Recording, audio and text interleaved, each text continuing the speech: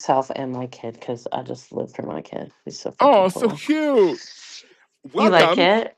Yeah, I Thank love it. you. Love it. Welcome to a very special Hello. episode of We Love Gymnastics. With me is Thank Stella you. Umeh. We What's got the up, time wrong. fam? We got the time wrong. We thought it would be in 2 hours, but here we are. And we're just going to get into it. Stella, how are you today? I'm so good. Thank you, fam. So I'm really excited to do this. And it's an extra exciting banner day Please tell us because why. my little Billy Wilhelmina for like official, but Billy for everybody that knows her, has been cast as young Nala in the upcoming season of The Lion King in Sydney, Australia. That is, Holy shit bags, holy shit. yeah, that's I mean, insane. it's huge. It's huge. So this morning they went live with the casting announcement, and they Mhm. went live with the website. They went live with tickets. It just went live. So I'm wired. I'm full. But I didn't pull myself together. So that's why No, you you're get a good. photo. How does it feel to to have your kid like essentially just like you're raising a completely different like new human, right? And so to see them like Yeah. grow up and just get their own success, how does that feel?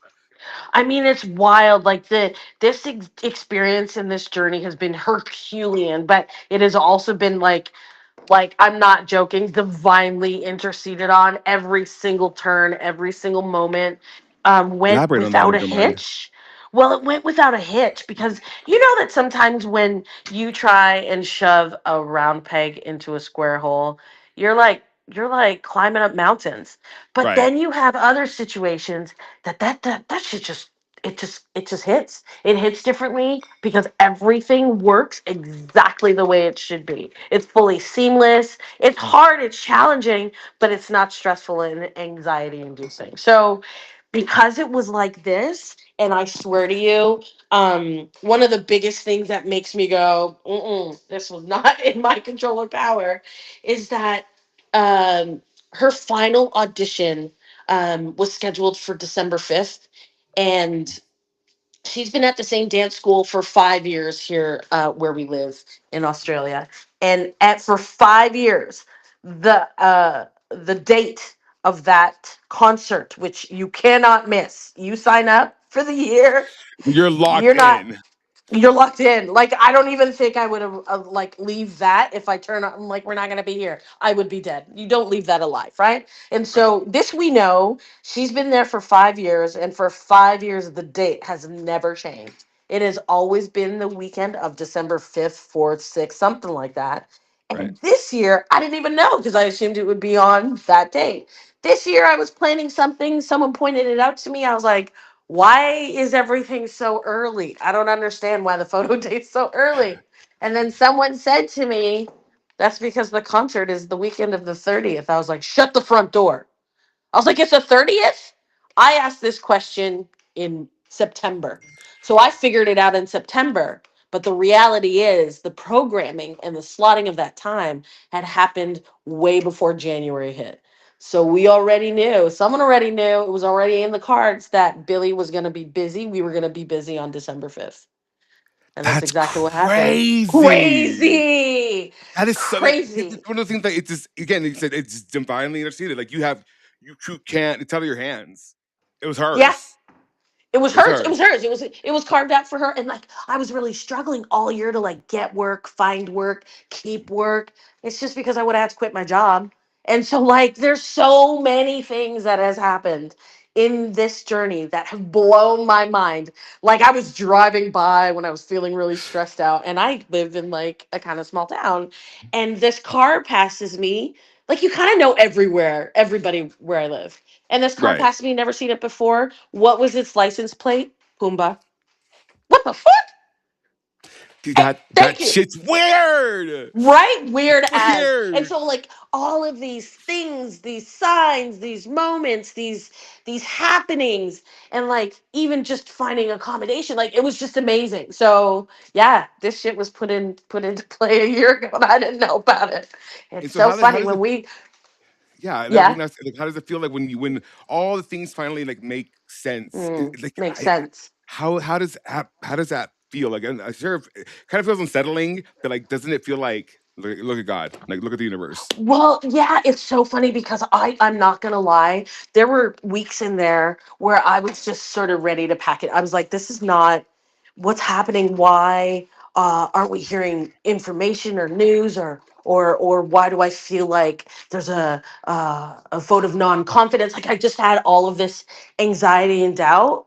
Yeah. And then I realized that it was just aging me with every thought. I was like, I feel like I'm 100. I need to just let this go. And as soon as I let it go, and literally my grandmother, like I've been living by this my entire life of just let go, let God, it actually showed itself to me as a very clear map. Like, and I just, once I stepped away and took a look at the map, it was like, dude, I've been telling you this for years. Stop It's like look at the signs. It's like, no, I need a bigger Yeah, sign look at the than me. signs. Yeah. I'm that It's way. like you're a fool. You're a fool. Love your ego, but look at the signs and move out of the way. Okay. I'm always like, no, I need a bigger sign. I need like it to be like a shooting star that says my name on it. Yeah. Like, point it out to me. I'm kind of like whimsical, whatever. But yeah, no, Yeah. isn't it crazy? Yeah, it's crazy. And I'm not gonna lie, these signs were actually they were pretty clear. Like it wasn't like In I retrospect, mean, they weren't even big or small or anything. They were just really clear. And I was still just like, no, maybe it's not that way. Like I was completely in doubt mode. And then once I just said, you gotta stop doubting this. I mean, for goodness sake, how you're many worrying for no signs are reason. exactly. So Yeah. yeah. So there she is. She's doing her thing. She's doing her Aw, thing. Yeah, I'm very proud of her. so proud of her. Okay, So proud. so we're here to talk about you, and Okay. you're just listen. Both Michaela and I are such huge fan of yours. Like, I love you. and Thank you. and so Thank you so even in much. the comments, like they're even in the comments, but I want to do something different for your interview because I feel like I'm kind of, want to start Black History Month with an icon legend such as you, and want to do something Thank completely different, because I got you. tired of Okay. kind of like the structured interview and all that. So what I Yeah. did with my good friend Jamini is that I I did a spin wheel for you, and so I love essentially that. this is the We Love Gymnastics Stella Umeh wheel, and we have 5 categories. Okay, we I have love it. we have random fun, your elite Yeah. journey, UCLA Yeah. dynasty, Okay. performance, a performer and activist, and then personal life. Okay, Okay. Okay. Let's get it. so let's Wait, spin it. who spins it? Do you spin it? You spin I it. spin it. Yeah. Okay. Okay. Okay. This is wicked. Okay, I'm so pick a excited. number: one, two, or three. Three. Fashion. You were known for your style. If you design the leotard today, what is one must-have element that One goes on must a have. leotard? It has to have some kind of open back. Gymnasts have fantastic backs. Right, right. Let's stop it. Like the lats, the muscularization of a gymnast's back The is phenomenal. vascularity. The muscularity, it's beautiful. It's really, So yeah. yeah, an open back and I would actually love, like, I don't know if they do this. They might do it, but I think everybody deserves something that's kind of personalized in their Leos. Like all of my Leos were always really personal because I designed them with Yeah. my Leo maker. See, And I like design leotards, but I don't like say they don't get made because who am I? But like, yeah, I spend hours designing leotards sometimes. It's insane. yeah, yeah. I think it allows your personality to live. So if it's like a color or a message or I don't know a A shape, silhouette, maybe. a silhouette, a You know what? picture, I think it Yeah, needs to be incorporated into the Leo, and even a team Leos. So you have a team Leo, and everybody has the same Leo, but there is a like personalization teeny on it. little chains, like the WCC girls who like all wore this own like color. That was Exactly, cute. exactly, exactly. Or their name stitched somewhere, like just on the Yes. hip or something. Yeah, Yeah. yeah. I think to personalize it, for sure. So like I'm like so Canada, like I love Canada. No, So I listen, would like I we just love Canada. like would plaster Maple Leafs all over my body. So in a team gym suit, even at UCLA, I would love it if I could have just etched in a little Maple Leaf in there because So like, I'm very proudly Canadian. what? Listen, I wish I could be Canadian too. Because let me tell you right now. But what is one like what kind of fabrics do you like when it comes to leotards? Like what do you like? There's some like people love the crushed velvet. I don't. Some people like more like meshy kind of like rayon kind of leotards. Like, what do you prefer? Mm, I did love a mad crushed velvet, but you got to remember I was a gymnast in the 80s and 90s, so crushed velvet was the shit. And I Right? Still, it actually still is. loved, Still is. still, I Still is. I would actually wear crushed loved. velvet. Oh yeah, I'll wear crushed velvet Yeah. to in all walks of my life. But I loved having like a lace gymsuit. So I would have just a Ooh. lace gymsuit, and then I would wear an under gymsuit. It was literally lace and see through. So Ooh. I actually loved those, though they weren't as tight as you'd want them to be because they're lace. Right, and you can only do so much with lace and with the warps. Yeah, and it would get caught like on things, but they were super foxy. But I also had a tendency of like changing my Leo for every event. Talk Yes, I about wanted to focus. ask you about that. Talk That's about the question. focus. So, what I led you to do that? don't know. I just thought this shit's a performance. I was a dancer first. Right, And we wore different costumes for different dances. Like, why do we see events as something else? Come right. on. We got 4 opportunities to show our personality. What? Ooh. Oh, hold on. Oh, hold on. Okay, Is that and Kayla? Yeah. no, is it? I don't know. Is it Michaela? Is it? I don't Michaela? know. Michaela. No, she's not. That's not. That was that's the admin I have up so I can like run the thing from in the background. But Okay. okay, so you were saying we were talking about my mind's Mm. crazy. No, that's okay. Like I always used to change Right, my right, right, Leo right, right, right, right. per event, The right? leads are changing, yes.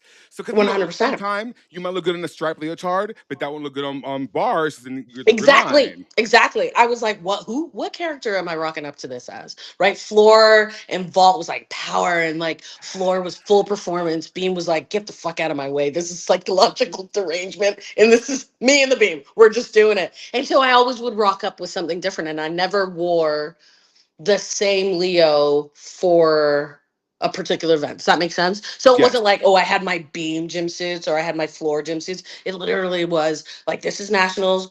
What events do I have? I could potentially make finals, and I could make and I just brought them all. And so, what would okay, for example, like what led you to choose like you said like power and all that, but what led you to want to kind of like incorporate more of a storytelling aspect to your performance? Was it just like your dance background or I think it was my dance background because I was always that gymnast. Like I always incorporated a story into everything that I did, and I believe it's because that's the way that I knew that's the way I experienced performance. I Mhm. started dancing at the age of 4, and Oh, then okay. So yeah, gymnastics. Yeah, yeah. I get and it. then Yeah, yeah. gymnastics came at 6, and my first competitive um, solo in dance I was 5. So that's I only knew And performance as a story in individual like pockets. yeah, Yeah. I know that the your sister choreographed for the Chinese team, and I was always so fascinated, like because you could see like the improvement. Yeah. Like Yeah. how did that before we get back to the wheel? How did that go? How did that come about? Wait. So ask again. Oh, How did what come about? choreographing for the Chinese team, the Chinese So national team. my sister is like a quiet thunder. She's like a fucking gold gem that so few programs like know that they have her sitting in like at the table. Yeah, So my sister literally started coaching at the age of 13. She probably she's been in gymnastics longer than I have. Um, crazy. Yeah, and we turned into a gymnastics family, which like wait, what? We didn't even know about gymnastics, and all of a sudden we are the gymnastics family. So she just wanted to branch out and wanted to really share her knowledge with programs that were willing to think outside of the box or thought differently. Mhm. So when she had her time in Australia and was working with the Australian national team, she also wanted to pursue opportunities in Asia. And then they all just fell into place. And so she works really closely with Chinese gymnastics. I don't know whether it's the entire federation, but definitely gyms. So national team and Japanese. Oh my gosh, had a 20-year relationship with a gym in just outside of Tokyo in a place called Toda, and it's been phenomenal for all of them.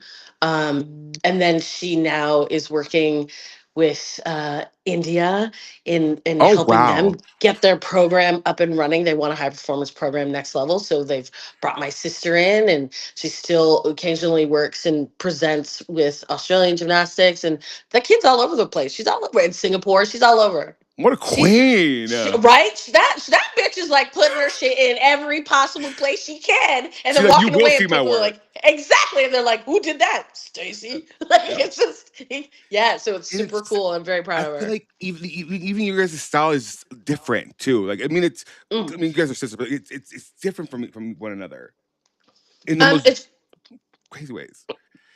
we are different, but we're very much alike. Like so Yeah, much alike.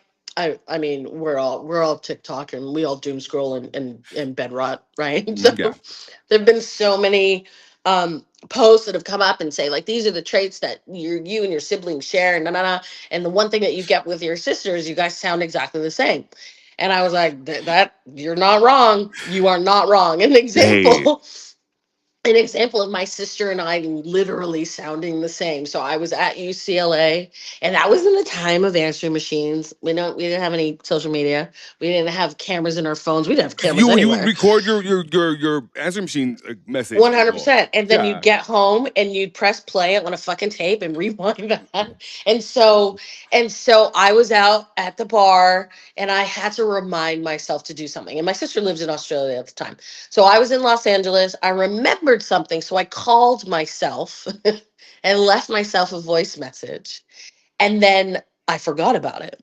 And I got home and I pressed play and I was looking around the room like there was a fucking ghost in my house. I was like, how the hell does my sister know what I need to do tomorrow? What the fuck is happening? Where my bugs? You got cameras somewhere? And then it took a hot second and then I was like, oh my god, that's me. I do that all the time. That's me. I I'm like, thought what she up on was my my phone? sister. Like, what up on my phone? Phone's in my hand. Yeah. So yeah, we do sound a lot alike. We actually are probably more alike than not. Right. We just experience life differently, like everybody does, right? So your expression of dance or whatever maybe is different because of that, but still very similar. And hmm so I My wanted sister to. was always my first muse, though. Like I always wanted to be Mm. like my sister. She was 5 years older than me, and so any kind of like dance, performance, expression, all of that, I was watching her. I was watching her, and I was like, "Shit, I can do this. Let's do it." So she was my first teacher. And isn't it crazy how like you became then like other like the muse for almost a generation of athletes? I mean, thank you for saying that. I hope so. I don't know. I don't know. You I don't feel did. like I am. Oh my god, are you kidding me? Okay, let's get back to the wheel. I have questions for you. Okay. Okay, All right, spin it. all right, let's see. Here we go. And back to the wheel. Okay, spin it. Exciting. It says your personal life, one, two, or three. Two. Two. Global citizen, you've traveled the world. Which Yes. city or culture felt the most like home outside of North America? Oh. The UK. Oh, would you care to elaborate on that? London. London. I know a lot of people say that Australia and Canada are a lot alike, but I don't agree. Okay. I don't agree because I'm living here. I'm living in it. It's like I'm here I right just now. I'm here right now. This is like my lived experience right now. And the biggest, most obvious difference and something that really resonates and it, let's be honest, it actually really affects me is multiculturalism. So there is a serious lack of diversity and multiculturalism on the level in which I'm used to where I live now. Yeah. Whereas in the UK, in London specifically, if you will, I just felt like I was at home.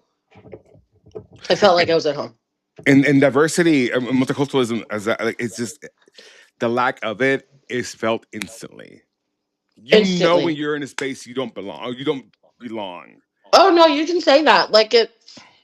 Mm, I remember coming. Sorry, I'm just eating my sandwich. No, So bad. go eat, Um, eat. Yes. mm, I remember living in the United States and experiencing all of that stress and anxiety of literally just being black and walking through the days of my life hoping that I didn't fuck up just by being black. And then I or anger came, the wrong person. or anger the wrong person, or not even anger them, just literally walking out my door and being black. Like, it grew in intensity and insecurity and fear the longer I was there. So it just kept mounting, right? Mhm. And then I moved to Australia, and I actually remember telling my sister, because she'd never really experienced it in this way because she didn't live in the United States. I said to her, every time I saw, early days, every time I saw a police car, um, in Australia, I thought I was in trouble. Like I would just freak out, immediately seize up, and like stop breathing and just like pray I wasn't gonna get shot or hurt or into a pickle. And she's like, "What are you talking about?" I was like, "That shit is real, kid. It's real in the US, and you don't have to be there for very long to start feeling it." But I lived there for a while, and then I walked out into a place that felt like the US, right? Yeah. And felt like Canada and felt like all of these sort of English speaking countries, if you will, but they're not like them. So it took a while for me to release that anxiety and not have it be a huge driving force in sort of my everyday outings. Because it's I traumatic. mean, It's it's traumatic. traumatic. It's traumatic, and that Yeah. it's no mystery to me why our black brothers and sisters, or even all culturally diverse people, in my opinion, just have really like high blood pressure and like constantly run the risk of stroking out because we just live this very, very high anxiety level of traumatic Exactly. stress And all the living like time. that is not Mm, a life to live. Like exactly. we've seen that in studies in different aspects again studies like of just how it affects animals. It affects like even mice in the lab. Like to be under constant stress is Mm-hmm. not healthy, and it leads to okay. So let's just compound it then, because if you are constantly stressed, then you are probably not able to operate normally, which means that you are not eating, or you Exactly. are not like you're not bathing, or you're Mm, depressed, you want to be recluse, and that leads to losing your shelter, losing your exactly. job, losing like, and it compounds. Exactly. Exactly. So it's a It's real enzyme. thing. Mm. So in that way, I'm grateful that I live in Australia, and it's a lot less in that particular way. But then it's got its other moments where I'm just like, my kid. Okay, this is an example where we live. I mean, I'm not going to mince words. It's definitely, this is probably the whitest community I've ever lived in, and I was raised in Canada in the '70s, where everyone around me was Italian, Portuguese, or Maltese. But this turns out that it actually got whiter, and so I live I live in an extremely high density white area. Great, love my white brothers and Cute. sisters, cute, super cute. Yeah. But my kid goes to school here, and like she's she's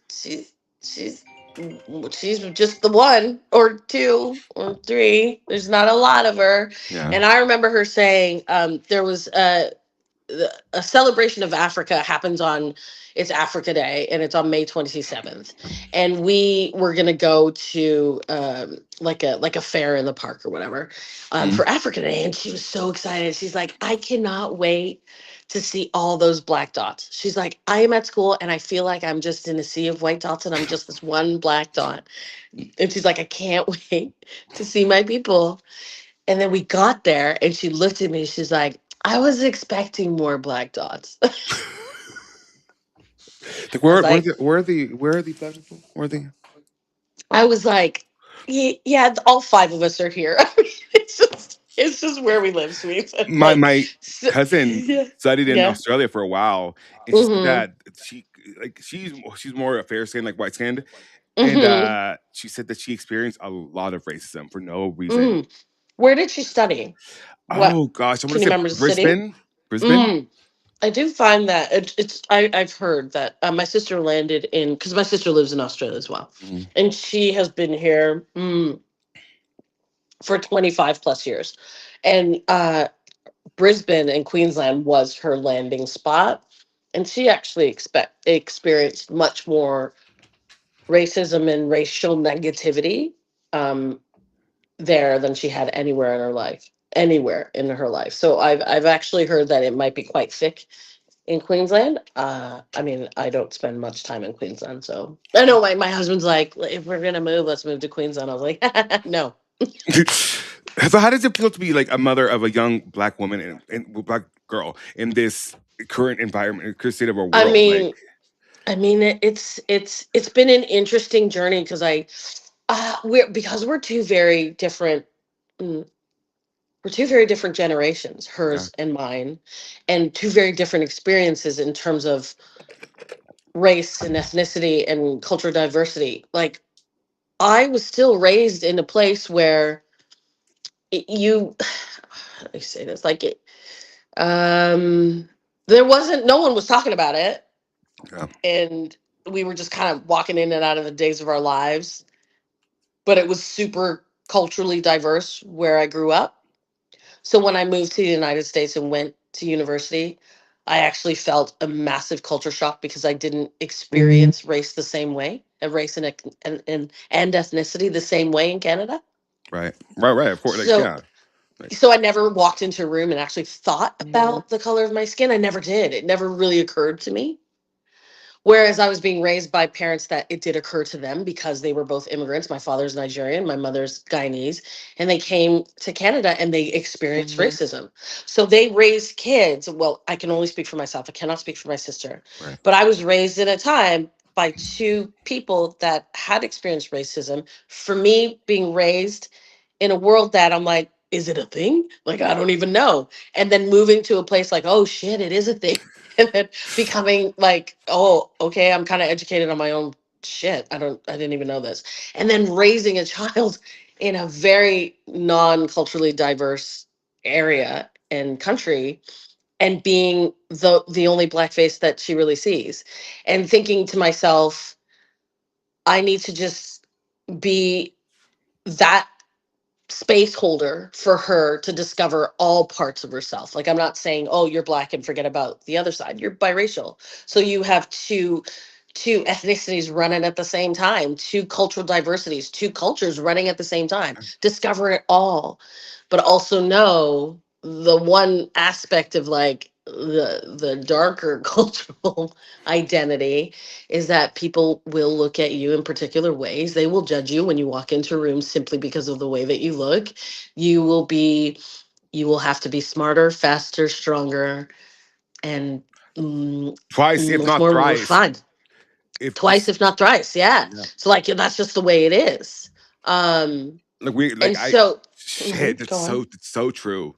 Because Hmm. even doing this dog and pony show, like we constantly find it, Michaela and I find it that we have to be undeniable just to Mm, even like get a little bit, because it's mm, difficult. We're along aside from those two other straight guys that cover gymnastics in their own way.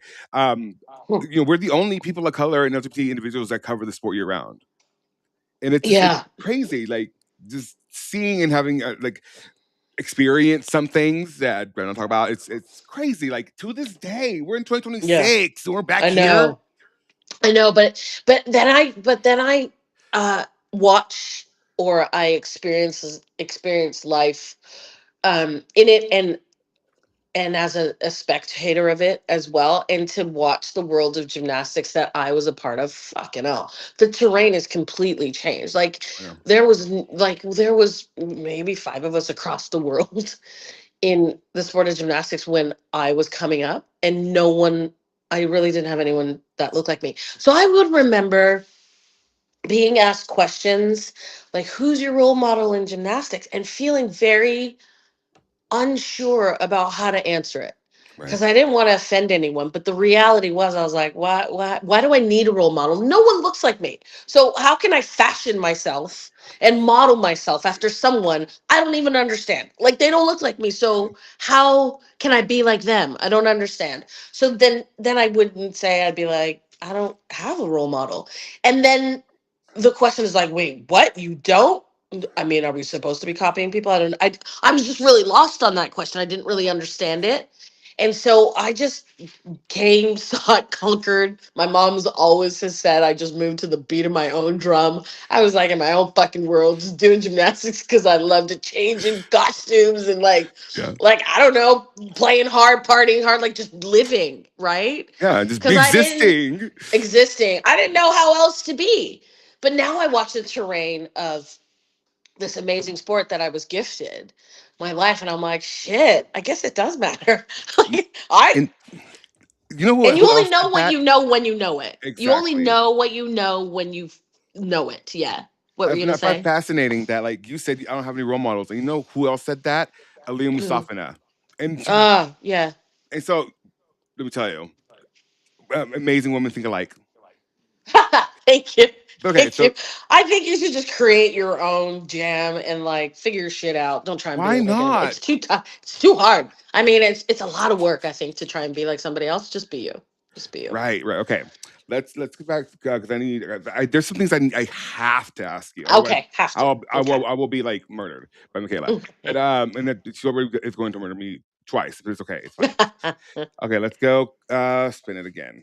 Because there's certain things that I'm like I want to get to, and I want to make sure that we ask because I'm just so fascinated. I know she is. So this is No. random Thank fun. you. Let's see, random Thank you. fun. When watching gymnastics today, what is the one Yeah. thing that makes you jump out of your seat? Feet Pointed feet. or lack of pointed feet. Yeah, talk about it. Talk for me. It's a back leg. So, because base, my introduction to gymnastics came through as a dancer, Mhm. and I had all Russian and Ukrainian coaches. Oh I yeah. grew up in that system where the integrativeness of performance, dance, flexibility was a huge thing. And Yeah. I also was raised up in that time in gymnastics, that era of gymnastics, where Mm. you needed to have both. The Yeah. artistry mattered and the power and skill mattered and technique mattered. Compulsories. Compulsory, and I was just about to say that. Compulsories for us, and I loved compulsories. I loved it because it was an opportunity to really get down to like, what the fuck am I made of? Let me see if I can nail these foundational skills and make them look effortless and beautiful and just help me fly, right? And it's not easy So by any it's not means. easy. It's not easy. So No. I believed that compulsories was the event that literally separated the best gymnast from like great gymnast from the best gymnast. Does that make sense? Like Yeah, no, absolutely. Absolutely. that was the deciding factor. It wasn't optionals. Yes, optionals were super impressive, and we had the freedom to really play with our optionals because of the way our code of points was. So Mm. we could do quadruple, triple passes on beam, and we could do like a lot of tumbling happened on beam Yeah, hold back on, in my hold day. on. What led you to do that pass on beam? Well, I just love tumbling. So the one way that we would train it, I just really liked doing in a row back handspring step outs. So my coach would say, just go on the floor and just tumble back handspring step Do outs it. on a line. Just tumble them on a line. And then they would put multiple beams together, like the little ones, and just tumble all the way down these beams. And then I was like, this shit is fun. And then I would do layout step outs and I would do step out. I would do 2 foot punch, whip. Like I just love tumbling. I'm like, Yeah. if I can fit it, I'm going to do it. And so it just came about because I was really fast twitch. I love to tumble, so don't stop me. Let me do multiple things in a row. I And I see. was capable of just interchanging a whole bunch of skills. Like I could just change up things quite easily. Um, because I trusted my body. I trusted You my knew who you training. were. I knew who I was. I trusted my training. So I didn't I wouldn't say I was fearless, but I was not I had great belief in my ability. That's and it's just that sequence alone is I just a whip on a beam. What? Yeah, yeah, What? yeah.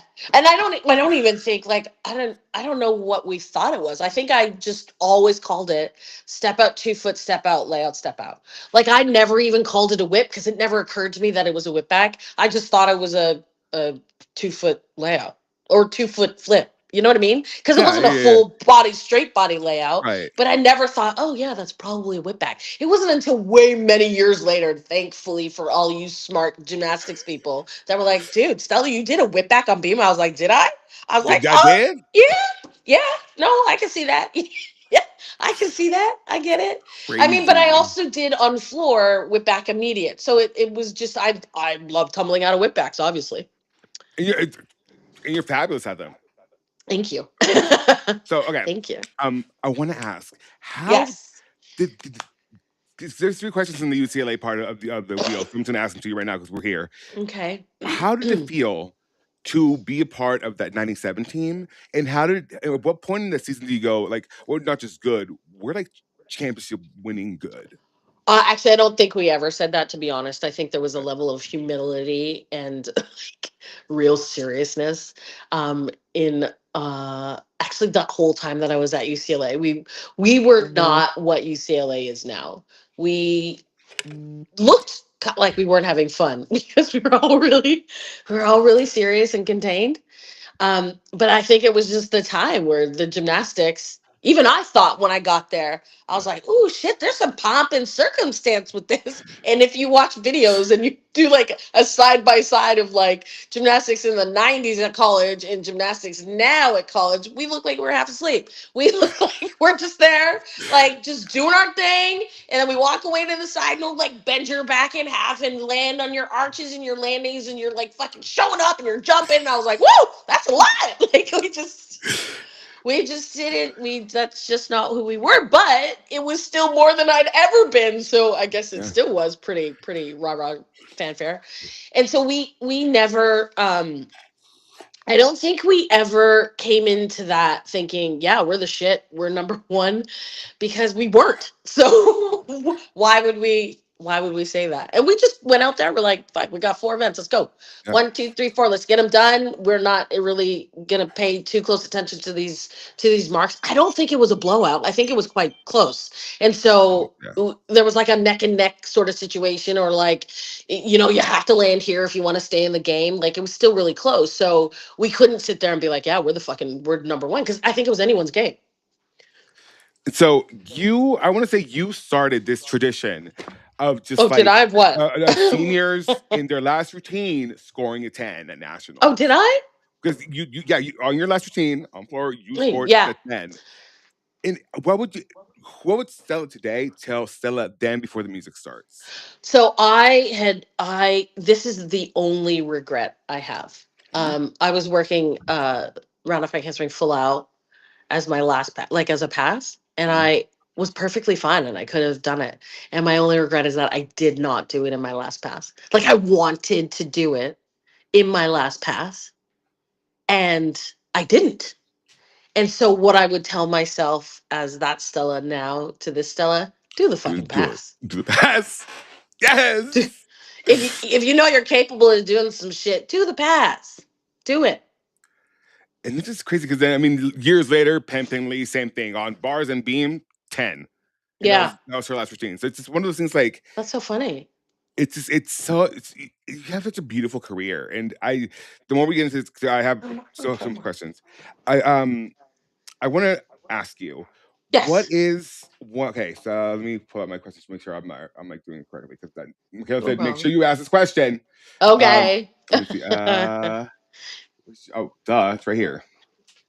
It's spin wheel. Okay, here. Okay. Um, but thank you so much, guys, for watching. Make sure you share the stream and all that. But let me see. Here's the question: What did it feel? How did it feel to go from being a Canadian veteran, obviously, Yeah. to because you won Commonwealth game, not Commonwealth game? Yeah. Yes, Yeah. you Yeah. won Almost Commonwealth games. games, and Yeah. then to go from that to being a freshman on the UCLA team. Like, was there a like Ooh. culture change? Like, how was that? Oh. Ooh. Who wrote this question? I did.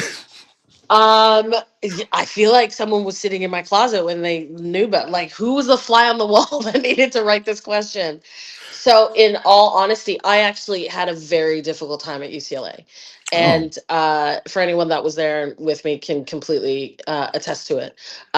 I probably was in a pretty like knee deep depression the entire time that I was there. I didn't understand. What was going on in my life. Like I previously said in our chat here, um, when I went, I did not raise. I in Canada, I was not raised up thinking that skin color and cultural differences was like a thing. And then when I arrived in the United States, I was like, wait, hang on, it is a thing. And I don't even know how to navigate this thing. So I remember walking down Bruin Walk, which actually was in shambles at that time because it was right after the 94 earthquake. So it was in right. shambles. And like, so it was already in a state of disarray. And then I remember, like, it was vividly walking down Bruin Walk, or at least adjacent to it, and seeing all these different groups of people, right? Mhm. White kids, brown kids, black kids, Latinx, Chicano, all the things Mhm. in all these different pockets. And I was like, oh, at first glance, this looks like Ontario. This looks like Toronto. This looks exactly like what I grew up in. And then a deeper look, I was like, hang on a second. None of them are mixing with each other. Everybody is staying in their lane. I was like, what the fuck is that? I was like, I'm a black female gymnast who's a foreigner. Where the fuck do I fit in this? Who do Oh I hang out with? shit. Mm. So that was the first indication. I'm like, oh yeah, no, this is a culture shock. But I didn't know that this was a culture shock. And if I Right. probably had identified that, that probably would have saved me all those years of fucking Zoloft and depression. Yeah. I was on So Zoloft. Zoloft sucks. Zoloft does suck. I It's took the it once. I was like, this worst. is some bullshit. Yes, just give me an edible. It We're was, fine. but it was so the '90s drug of the depressed child in My university. God. And so, I because I didn't know that that's what I was in the middle of. I just kind of Right. kept, And again, how could you? yeah, how You could, know, how could you because I'd know? never had any experience with it, right? And then I Yeah, also no. felt like I didn't really fit on the team. And I was like, shit, come on, Stella. You were brought here literally for a job. They hired you as a recruit to fucking turn out some gymnastics, and that's what you're here for. And so gymnastics saved my life because I had Wow. something to wake up for every single weekday. Weekends were tough because I didn't train, but every single weekday I was like, you got something to do. This is your shit. This is your jam. You know how you feel in that gym. Don't you ever miss out on a day to do that. So that's literally what kept me afloat, is being able to go and do and train and do gymnastics, compete. I'll do the whole thing every single day. Um, and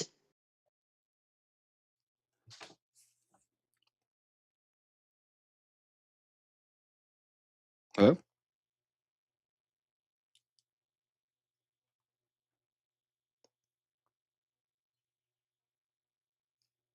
Hello?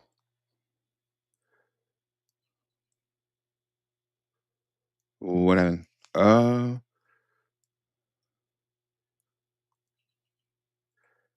I think it dropped. Last thing I heard was and. Hello? I'm just gonna vamp for now. On your way to LSU Love. Um, I'm still here. Uh, actually, while I think Resham kind of like figures itself out, I think she might drop her video and then oh, there come we back go. up.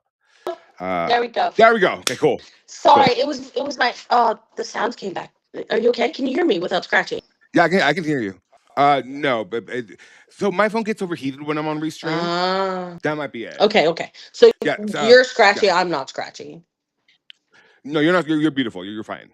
Your voice is beautiful. Yeah. Am I still scratchy?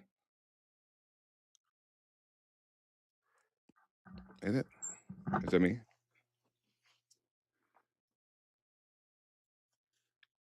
Yeah, Restream's kind of like resource heavy or intensive. on phones. So that's what happened with El Patisco's phone.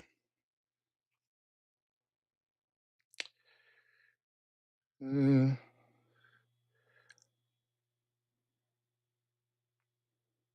yeah, but like, let's see. Mm, well, why the figures just stop out? Because it usually just like it'll stabilize itself. Let me try calling Michaela Hello, again. hello. Oh, there you go. There we go. There you Sorry, are. I There you apologize are. for that. My dad, bless his cotton socks. I kept telling him like, "Do not call me until I call you," and he just literally kept calling me. So I was like, No, that's how my parents are as "God well. bless They're him. like, no, we're We're calling you. calling you." Like, Yeah, okay, no, so not at the moment. He's go like, ahead, "Okay, girl. sorry, sorry, I'm okay. Get off the phone." Sorry, okay. So in all of that, like we were talking about how I kind of felt like I didn't feel like I fit on the team, but I knew what I was there for. And so gymnastics had saved my life during university. And I was grateful that I stuck it out because of uh, so much that the sport had given to me, and I wanted to. I didn't want to go down like that, right? I was not going to go down like that and Right. let my gymnastics be something that didn't speak for itself. So I just literally went into it and let my gymnastics speak for itself. So I read somewhere that your mom like accidentally found Yeah. the gym So or stopped for directions. my story's beautiful because like no one Please else tell is. me. I'm joking. I'm joking. My story is beautiful. So I had a lot of energy when I was little, and as you know, I started dancing at the age of 4. And my sister is 5 years older than me, so she was 9. And I was looking at everything that she was doing, and I was in competitive dance, and I had lots of dances, and my mom's was like, Jesus, there's this she needs more. She needs more. So however you work that out, Jesus, take the wheel and hook us up with some more. I'm just gonna walk away and leave you with that, right? And so it's kind of like how Billy's role was kind of carved out for her a year in advance. My mom and I were driving along one day, and well, my mom was driving, and she would always get lost.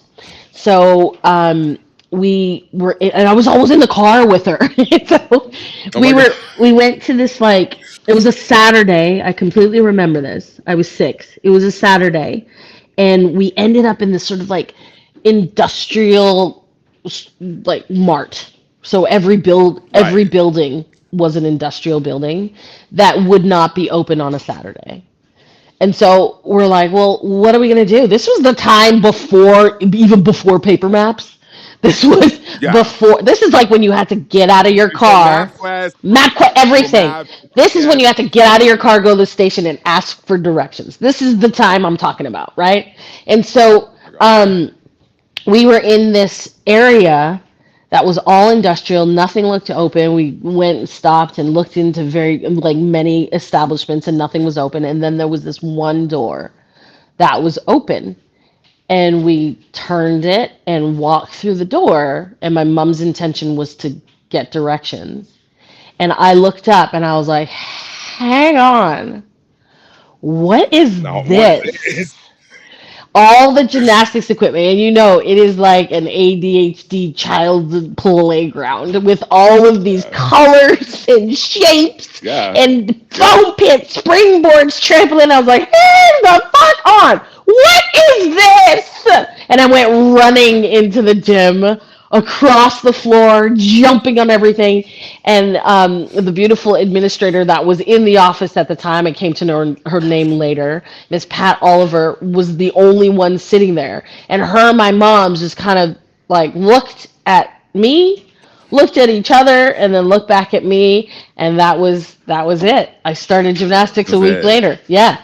And so It was it was over. over. And so It was over. when I sit here and I'm like, we were lost on the road. We weren't lost. That is the moment we were found. The moment when I was found in the place that I belonged. And I stayed at the same gym under the same philosophy and tutelage for 17 years, all the years of my career. And I came Yeah. out healthy, happy, still talking to my coaches, multiple coaches, love them all. So grateful for the experience.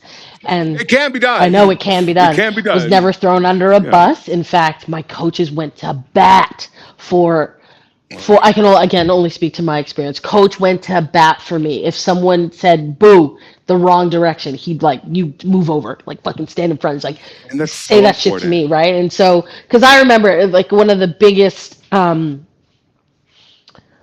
biggest moments where I just saw my coach just stand up for me was when a Mhm. judge came up to me at Olympic Games and we were doing training. And she said to me, Stella, this was after podium training. She said to me, Stella, you look good, you look strong, you look ready, but you look fat.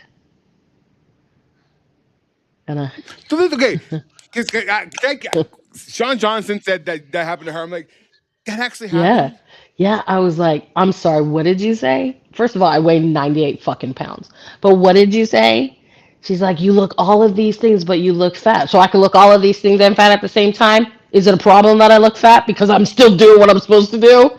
And my coach was Right, you're like, doing my well. coach swooped in and he was on the shit list. He went off on her, and then of course she was giving me the lowest scores throughout the whole competition. Like he fucking went after her. He's like, this is unacceptable. You cannot say this to my athletes. Stay away from my gym. Like he went off on her. And he was like, how dare you seed some shit in the head of a child getting ready to Tyson. be do the biggest thing of their life. Who are you? Yeah. So that was and I witnessed it. I witnessed him. I was 17 and I stood there and watched him go to bat for me and protect me. And it was the fucking coolest thing I'd ever seen. That and it's that's so important for not only I mean you. It's just like to have someone on in your corner that is not only like a mentor, but is also a coach, someone you spend like that much time Yeah. with to actually go up that Yeah, for you. Because 100%. it means that, oh, I'm being seen and I'm protected, which is something we don't really see in the sport that Exactly. often. And I think that, like, not that I think, I know that being raised up like that, both in my house and in my gym and all of my activities, not in school so much, but being raised up like that has literally given me the safety and the freedom to kind of be whoever I want to be. I'm really grateful Mhm. that I have a fam around me, like, wider fam. Everyone that has come into my life and stayed in my life has always made me feel safe. Because that's the least we can do for each Yeah. other. It's the least What's we the can least we can do do. for each other? So I think that I can say things or do things or advocate or stand my ground or have opinions because I know I have a safe family, a safe village, a safe community to lean on. That's so Mm. beautiful. Well, So okay, thank you. 'cause I know you. I know you're a writer. I know I you're a writer, and try. as a writer as well. What is one like more poignant piece of work do you think every young athlete should read? do, do you really want the truth? Yes, I think every yes. athlete should read their words. They should write in a journal, do self reflection, understand how Yes. they get to mastery, understand how they go pick themselves back up. Those are the fucking Resilience. stories of like kings and queens. Like that is where the shit is. So instead of, I'm not saying don't read all of these stories someone else has written, but please don't forget about your own story. Read yours first and then reach out for things around you. So yes, the piece of poignant work you need to read is your own shit. Read your own I story. love that so Hmm. much. And so, what have you learned from your own writing? Oh, that you can get lost in writing. Like you can end up in so many rabbit holes. You're like, oh my god, what was that? And that writing, it doesn't come easy, and but it does come easy. You got to get out of the way. Writing is like life. Just get out of the way and put pen to paper. Always just show up on and write. Actually, I think you need to write with a pen and a paper, and not type it out because the act of putting that pen to Yep. paper and like the tactile feel of it and the that completes the Um, entire experience and journey. So I think you need to write, physically write, not type. And I love writing. Like I love actually. I mean, of course, I digitize my writing, but like I love just like, being able to get a pen and just write. Mm, It's so mm. magical. It's. I mean, I'm raising a little human who's different from me in that way. She actually doesn't love writing in a journal. She hates it. She would prefer to draw all of her experiences, which is perfectly fine. Go for it. Right. Um, but it's interesting where I'm just like, dude, write this shit down. This shit that's happening to you right now, or this thought that you're write it down so you can go back. By writing it, you're already working on it. Right? You're healing it, or you're trying to reflect on it, or you're trying to answer the question. Like you're already taking the steps to learn more. I can't even understand when people don't like to write. I'm like, wait, you what? I don't. Wait, you don't like to write? Why? Why? I feel so. I'm like, do you not think Mm. thoughts Yeah. to be Well, externalized? people do think thoughts. My husband is a huge thinker. In fact, his thoughts, he thinks so much, and his thoughts have so much volume that I can hear them. And I'm like, God. you know what? Instead of filling the room with your thoughts, write that shit down so I don't have to hear it. No, I Write it have down. so many spirals where I just like I'm writing. And really quick story. So Hmm. I'm writing a country album for my friend, and Nice. I had long story short, I had like 200 songs that I had written over the past like 15 years, and so Yeah. being able to the other day I picked up I was looking for something, and I picked up a spiral and I opened up to a page, and it was the lyrics to a song that I was working on, and it's Oh, just like crazy. brilliant. It's crazy just to know that Mm, all these things sat there for 10 years and then now mm. like they're actually being conceptualized and like they're becoming things now again. Yeah, It's yeah. crazy. So right. Right.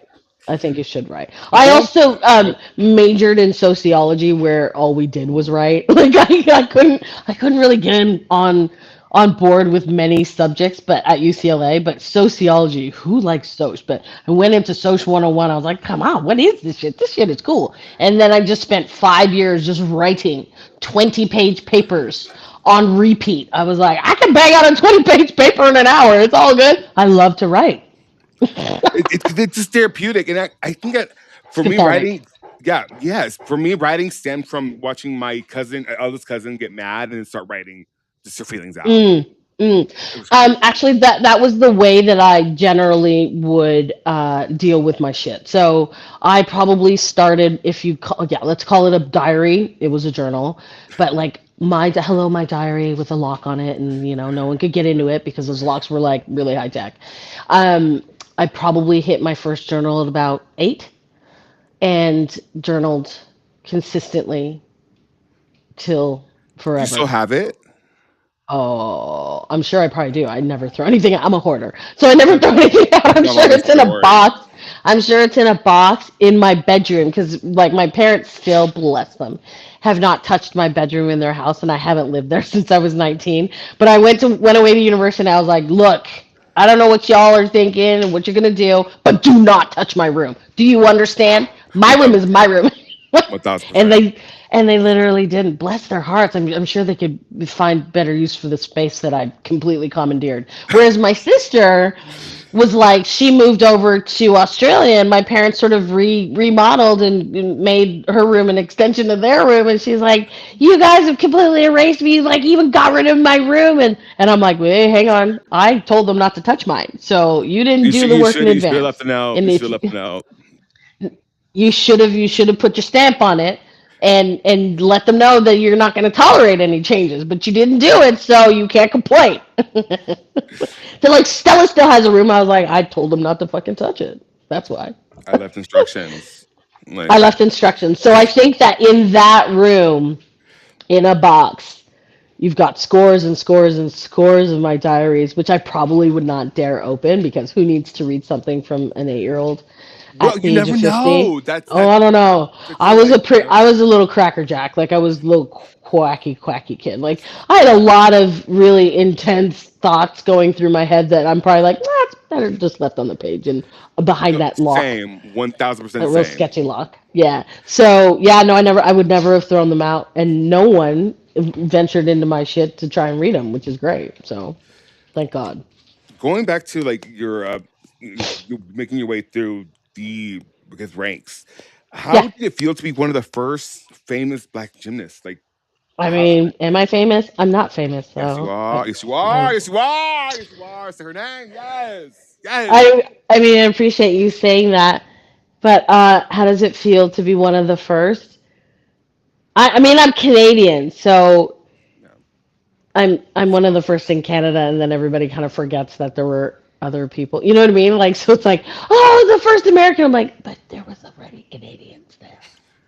Like, we were already there. We came at the God, same time. so, it's like I don't know if you so knew this. yeah. So it's interesting. I definitely don't feel like I'm famous. My bank account certainly does not reflect that. Okay. But actually, you know what? No, you know what? Fuck that. I'm leading into this. I do feel famous. Do you know why? Because Mm. my experiences, my journeys in life have given me more than any monetary deliverance could ever give me. So yeah, I'm famous and rich in experiences. And that, I mean, that's one thing that I think anybody would hope for. No, I mean, of course, the money, whatever. But like ultimately, like it's just at the end of the day, we are the sum of every single thing we Every experience. 100%. And I have a heart and a mind of constant learning. Like I Yeah. love learning new things, which some Same. might look at me like, well, you're a jack of all trades, and I'm like, well, yeah, I also pick shit up very quickly, so I just kind of get it and move on and learn something new. But I really believe that I don't know anything, and there's always room and space to learn. When I was coaching in gymnastics, I really Mhm. wanted to collaborate with colleagues and other coaches, not as easy as I thought it would be. But I definitely was that person. I was always meeting every training session with a heart of a learner. I wanted to learn from the kids that I was working with. I wanted to learn how they were experiencing my work and vice versa. Like I just wanted to learn more. And Mhm. that's not actually a thing that is as common as we'd like it to be. It's so crazy. So just a couple more questions. I'll let you go Yeah. because I don't want to keep you for too No, long. you're okay. Um, so what was the hardest gymnastic habit to break for Cirque du Soleil? Hardest gymnastics habit to break for Cirque? Yeah. Hang on, let me think. Did I have any gymnastics habits? I don't know. Like, okay, so there could be like, oh, so I think maybe when you ask that, are you referring to like physically, like what we look like as gymnasts compared to what now we look like as performers, and what the way that we use our bodies? Is that kind of Yeah, okay? like sort of like, you know, Like the how you stiffness, have to be perfect. or yeah, Yes. the rigidity. Actually, it wasn't Cirque. It actually wasn't Cirque that I needed to break it for. It was fucking yoga. It was What? yoga. I started yoga while I was doing gymnastics, and I was like, "What shit is this? This is painful. What fresh hell is What this? fresh hell is this? What is this like fucking namaste? I don't feel namaste at all. This is painful, and it doesn't make Right. sense to me. Everybody does like breathe. I was like, fuck breathing. Gymnastics, we hold our breath. Like it was just like, so it was actually yoga that I had to break many gymnastics habits. The ones being, you don't need to try so hard. No, you are one with the You're universe and one with the experience. universe. Just breathe your way through Uh, shit. Allow your body and your mind to catch up with each other and like flow, so man, true. flow. And because yoga was actually in between gymnastics and circus, I moved into circus in a flow state. Wow. Wow. Yeah, but Like you wouldn't just that the interconnection of that is so like we yes, that's so true. Like it was that and Pilates. yeah, Pilates I alone. mean Pilates. I only like reformer Pilates because I find my Pilates a little bit boring. But for reformer Pilates is like it's because it's dynamic, or the kind of dynamics that I like. But yeah, no, I hated yoga when I started. Hated it, and it was my college, university roommate. She's like, "You have to go. You have to go." She'd always take me, and I mean, weed is legal now, and and I'm grown, and we all do stupid shit when we're younger. But Oh, I so just stupid shit. it Okay. wasn't until that I took a few tokes, and I'm not a smoker. I don't like weed, but I had taken a few tokes before class. That I went into that class and that shit kicked as I was in downward dog, and I was like, oh, I get I it fucking now. get it now. It was that moment. It took being off my face to understand Right. how to release and let go. And as soon as I experienced that, I was like, bam! That's what you motherfuckers are talking about. Okay, I You get it. get I get it. it. Namaste. Namaste. Exactly. I want that. I was like, oh, namaste today. Right? So, yes. So, so that's why I went into circus in the flow state because I got stoned doing yoga. Listen, that's usually what I did. Yeah, I would go to yoga too. Yeah, yeah. I mean, I was like not so stoned that I didn't know my name, but I was stoned enough to Right. put all of. Or like you just Well, void. no, but I was stoned enough, like on my way there. This is how I knew sort of my level of intoxication. I put all of the quarters when we still had to carry change in the meter of the parking space next to my car. So like they had 4 hours of parking. I, on the other hand, didn't have You any. did not. I had none. And I walked away, and then I ran into Ali Sheedy on the street. She was on her way upstairs to a Pilates class. And we just started talking. I was like, I'm gonna go take some yoga. She took me up to her class with her. I was like, this is cool, but I'm gonna go to mine. And then I went, did my class, came out, and I looked at my meter. I was like, oh dang. That's when Because they don't play. They don't play about they don't that. play about that, but I didn't get a ticket. So it was obviously that divine moment that that was being carved out for me, that I was supposed to learn flow state, and I didn't need to have any anxious thoughts coming through. So That's so crazy. Okay. Last yes, question. sir. Because I want to let you go. Um. So, How do you feel about the level of difficulty in the NCAA today as compared to when you competed? Well, That's Michaela's question, not mine. how do I feel about the level of difficulty? Yeah. Well, Like, do you feel like that they could do more, or like yeah. you? You mean half of NCAA are Olympians, so I don't know what the fuck they're doing. So, like, I don't know why a two pass tumbling float routine or two pass floor routine has become like a thing. I can't even imagine. I'd rather do four than two. So that's weird to me. And because you've got many generations, there's probably like two generations now of kids who, is it about two? Is it two? Is Almost, it yeah. safe to say, yeah, it's two that didn't grow up doing compulsories at a very high level. So Yeah, it is true. yeah, Yeah, because the open coach turns 20. yeah, Yeah. yeah. So um, for me, how much different can you make it now that artistry has sort of been thrown out the window, and Mhm. it's a power sport, which is great because I was a power athlete. I probably would have thrived in this time because I would have been able to push the power boundaries much more than I did in my time. But I do miss the artistry of it. So I don't love. I no, it's not that I don't love. I miss that finesse. There's a little I concern, maybe, I perhaps, for the miss, future. well, yeah, I don't know where it's gonna go. I mean, I think it definitely Yeah. needs to be reinvited back in, or found its way to have a really nice balance again. Um, Yeah. so I yeah. Did I answer that question? Yeah. Someone in the comments asked, like, did you ever train a second vault? Did I try a second vault? I did. Haven't you ever seen my Did you, cannonball? Haven't you pardon, what'd you say? ever seen my cannonball front? Oh my No. god. I came out with bent knees and I flew off with bent knees. That was like the thing of the 80s and the 90s. Fronts with bent knees. Yes, I was doing Sukar full and I did do front. But I mean, I was a Yurchenko girl for sure. Yeah, I was a Really? Yurchenko girl. Yeah, I was not as capable in front vaulting than I was in back vaulting. Oh, okay. Well, listen, Stella, you are an icon Thank to you. us. Thank you. You are a legend. Thank You are you. so inspiring. Thank you. And hopefully we can do this again when Michaela can be I here. would love But it.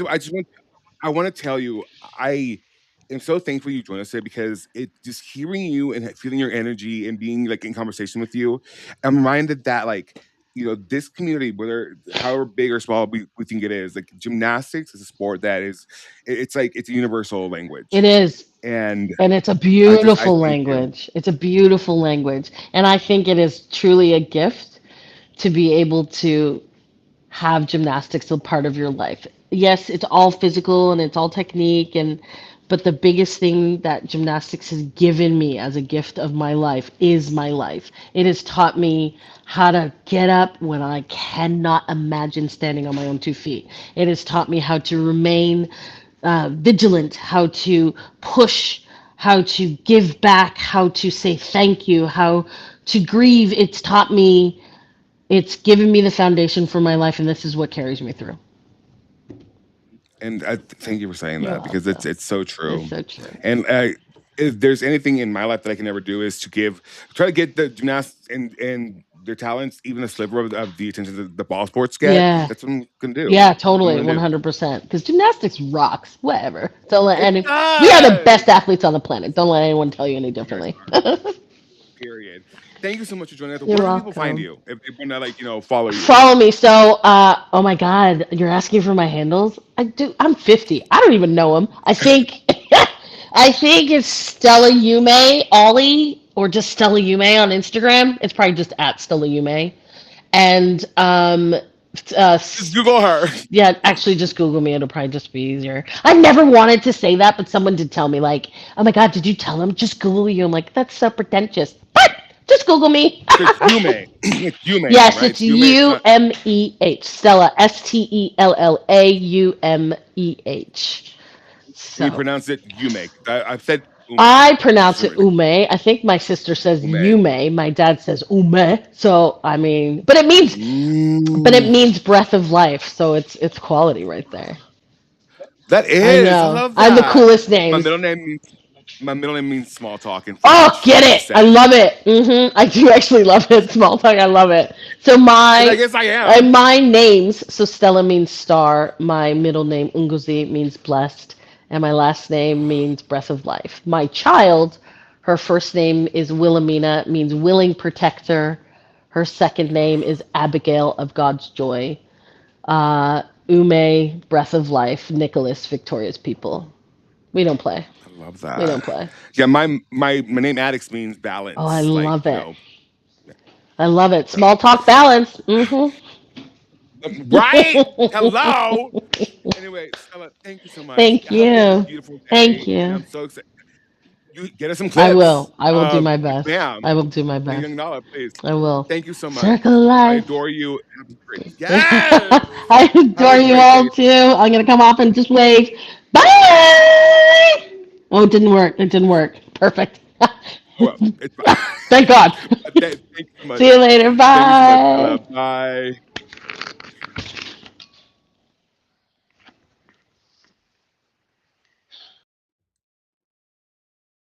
Okay, y'all. That was so much. Oh, health. Okay. Y'all, that was so much fun. Michaela's gonna be pissed if she don't wake up in time. Because we thought it was gonna be in 2 hours. We did. We were like, yeah, it's gonna be like at 7. So we thought it was about to start. But no, so it was like, oh, because they announced the whole Lion King thing with her daughter. And so I was like, okay. She said, I'm online. I'm like, okay, yeah, let's do it. And so I called Michaela like 80 times, didn't answer. And so she's gonna wake up to this interview and be really upset. But I think she would have much rather me do the interview than to keep her waiting. And so yeah. Michaela, I hope she's not gonna get mad at me. Hope you loved it. Like they like and loved came out. Cool. And yeah, I got a new jacket. What else do I have for you? Friday, right? Friday. So let me see what's going on Friday. Schedule. Okay. Okay. So Friday we have no we're not. Ooh, no, we're not watching that. As we start Georgia at Arkansas at 7 p.m. Eastern. So Georgia, Arkansas. Um, sorry, I had burp. Kentucky, Auburn, an hour later. Penn State at LSU. Wait, what? What? Hold on. What? Penn State is going up against LSU. We're watching that. We're watching that. We're watching that. We are. We're watching that. We're watching that. We are watching that. We're watching that. Okay, so let me write this down, bitch. Hold on. Hold on. Give me some. Hold on. Hold on. Hold on. Hold on. Jesus Christ! All this writing. Hold on. Hold on. I got excited. What? Here we go. Okay. Oh, okay. Okay. Okay. Here we go. All right. So Georgia at Arkansas. So that's GA, right? Yeah. Okay. Schedule. Do you guys still title your papers? I put a title on top of my papers every time, so I don't like forget what it is, what I wrote about. Schedule for the 6 for 2 6 26. Kill. Okay. So we're gonna do 7 p.m. This is I should have done 6, it's whatever.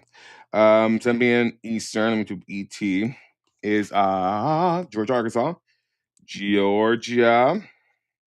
Can I write today? B Arkansas. It's at Arkansas. So Georgia at Arkansas. Your Kansas, my Kansas, Arkansas. What do you need, sir? I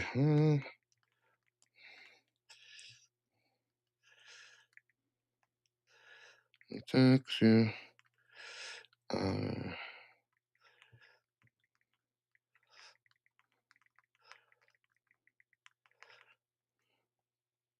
Give me 1 second, guys.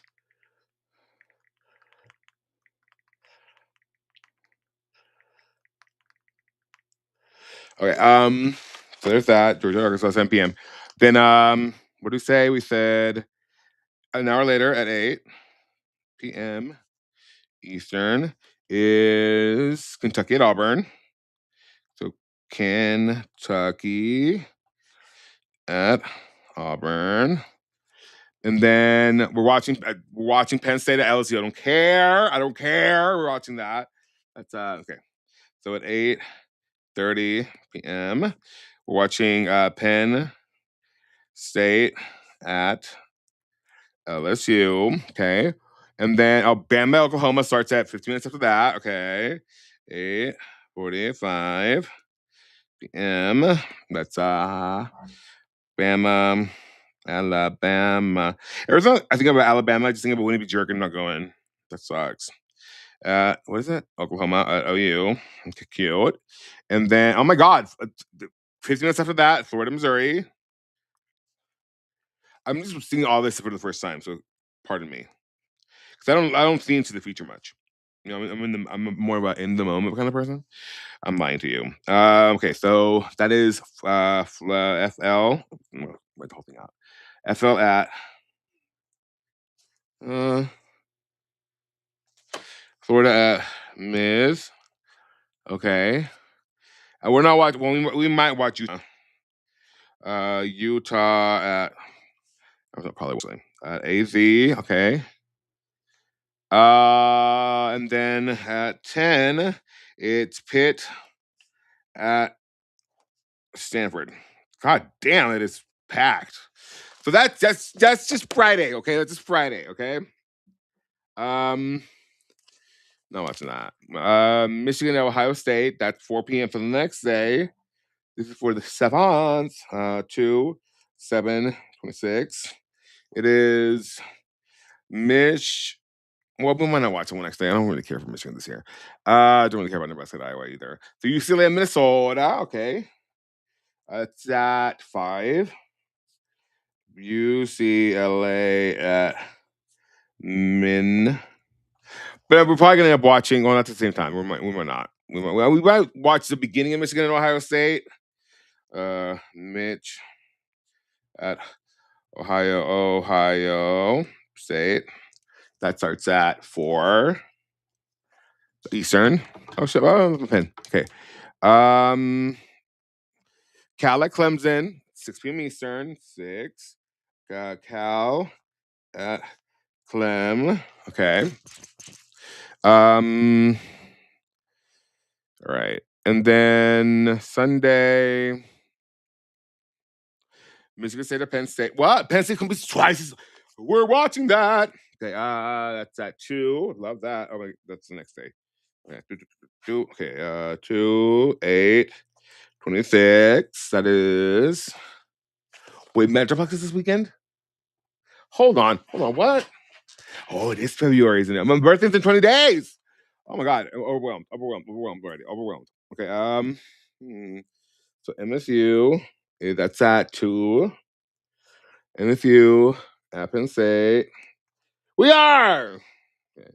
Penn State, okay, and Metroplex Session 1. I mean, there's no stream for that, of course.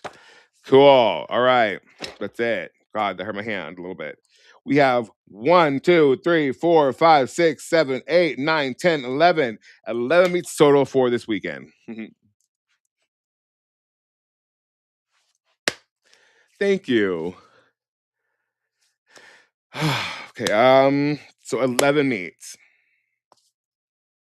Let me tell you. That's gonna be a lot, but we'll be here for it. I hope. Let me call Michaela one last time. I feel kind of bad. Because she was the one that got this interview for us. I'm just like here chilling. Let me call her.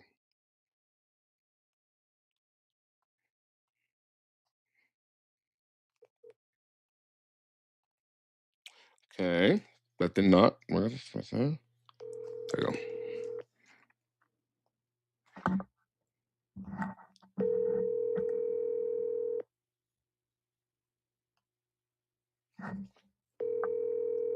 Oh no, mental breakdown? Me? No, never. Unless my Wi-Fi starts fucking up, then that's when I'll have a mental breakdown.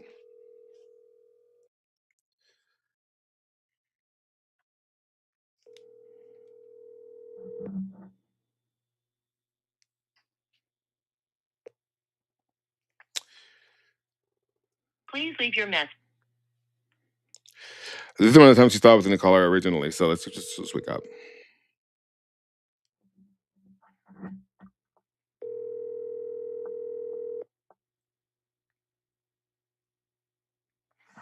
And yoga class outside.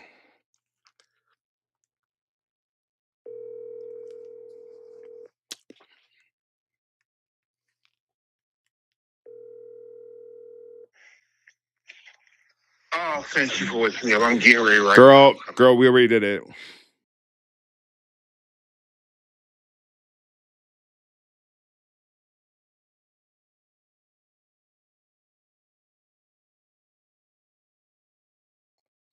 Did you not see the message she sent in the chat? Yeah, she said her daughter is now gonna be a young Nala on the Lion King production in Australia, and they announced her, and then she was like, I'm in the studio, and I was like, oh girl, oh God, and so I yeah, we did it. Oh, crap. But I asked her questions. I did ask her questions. The chat said I did a good job. Yeah. Okay. I'm calling you back later. Bye. Hopefully, Michaela, you'll watch this later. Hopefully, we made you proud. I'm gonna go eat dinner now. Bye.